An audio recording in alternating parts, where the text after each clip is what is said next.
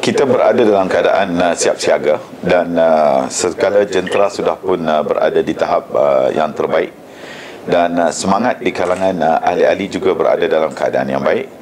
Kita hanya menanti dan menunggu masa yang akan diumumkan oleh Yang Amat Berhormat Perdana Menteri untuk pembubaran Parlimen, dan kita akan pastikan insya-Allah dengan segala perancangan, dengan segala usaha yang dibuat dan juga dengan semangat yang ditunjukkan oleh ahli-ahli parti, termasuk juga daripada semua peringkat, sama ada daripada UMNO maupun MCA, MIC, Gerakan, PPP dan lain-lain, termasuk di kalangannya di kalangan Friends of Barisan Nasional, yang menunjukkan semangat yang begitu baik sekali untuk menghadapi pilihan raya yang akan datang. Dari segi persiapan logistik, kita juga sudah pun membuat persiapan itu.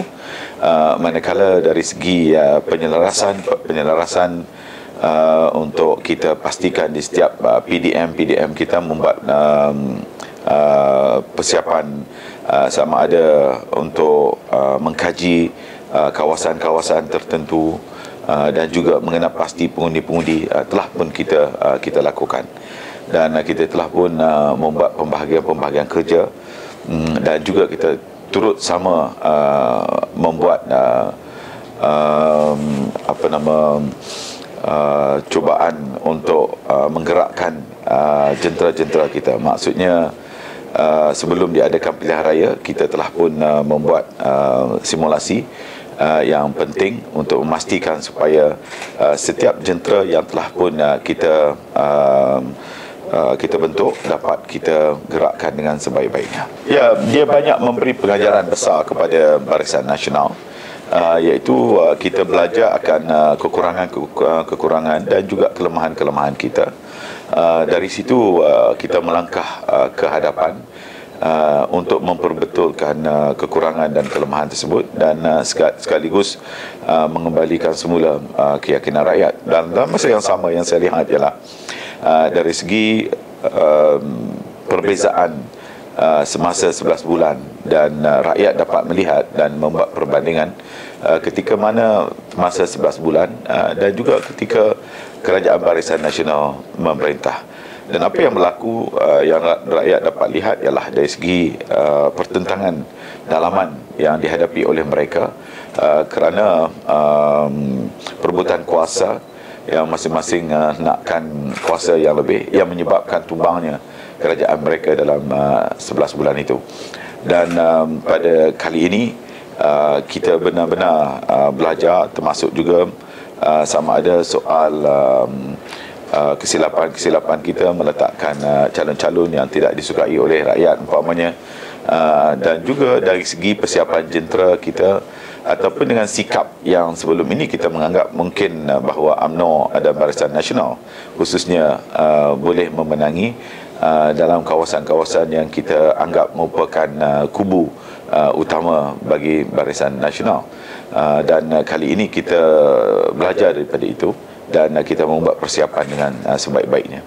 Walaupun kita tahu ada kawasan-kawasan yang majoritinya adalah kawasan Melayu, tetapi kita bersama dengan rakan-rakan Barisan Nasional kita, namun kali ini kita perlu membuat persiapan yang lebih jitu dalam memastikan kawasan-kawasan yang ada kelebihan-kelebihan kepada Parti Barisan Nasional, mungkin daripada UMNO ataupun daripada parti yang lain yang ada kelebihan pada itu, akan diberi perhatian khusus bagi membincangkan. Jadi secara umumnya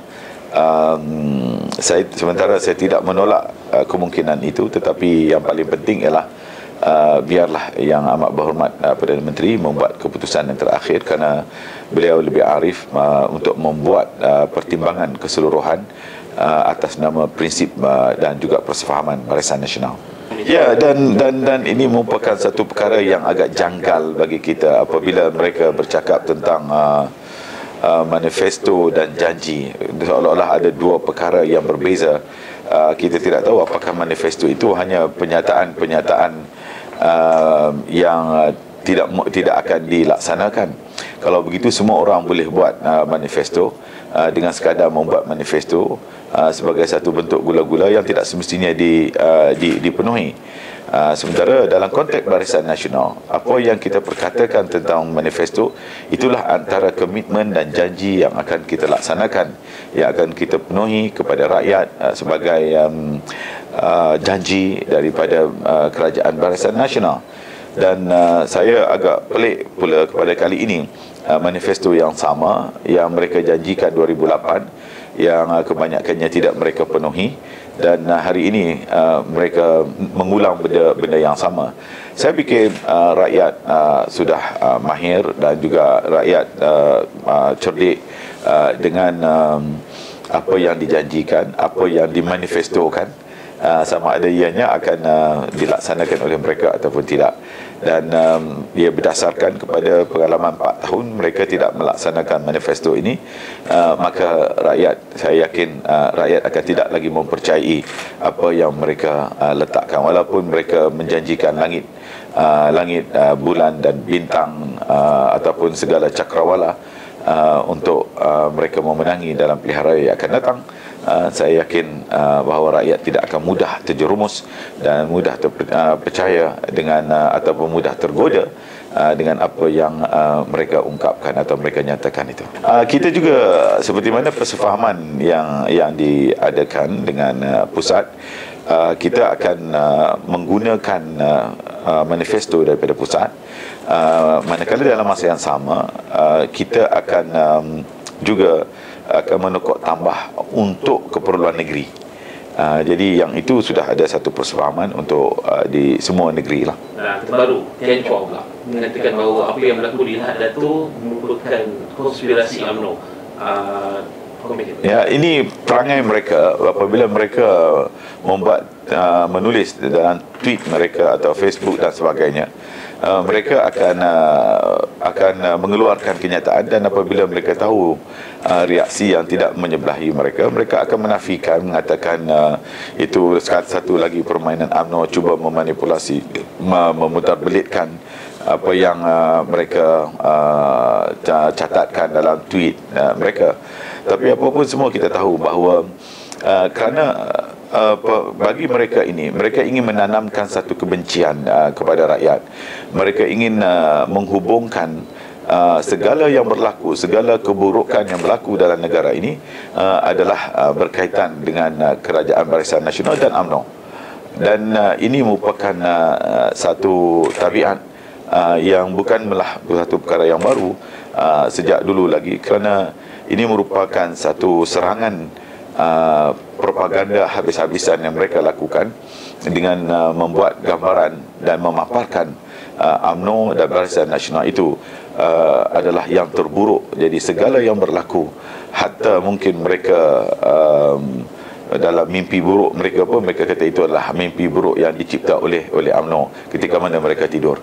Jadi inilah sikap yang ada dalam kepala mereka kerana satu proses indoktrinasi yang cuba ditanamkan dalam pemikiran rakyat, kerana cuba menghubungkan segala yang berlaku dalam negara ini adalah berpunca daripada UMNO dan Barisan Nasional.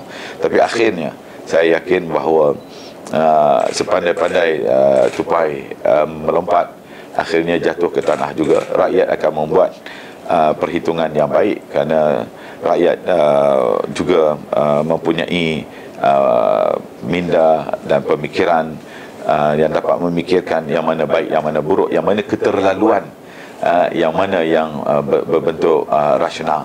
Jadi apa yang mereka lakukan, kita lihat sekarang ini, sejak akhir-akhir ini, ada keterlaluan yang tidak lagi boleh diterima oleh minda rakyat.